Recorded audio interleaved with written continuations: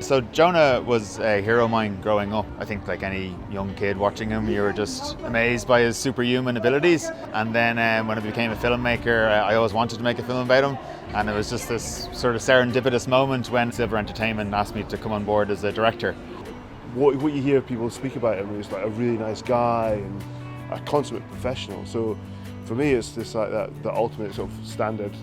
When I was growing up, you'd look up to him, so I did anyway. I think Jonah's story had been articulated through a very Western lens, and it was just trying to open up the Tongan in him and understand that cultural background, which was fascinating, and just learning all about Tongan culture and how it works, because it's very different to Western society. So that sort of became a kind of driving force of the film.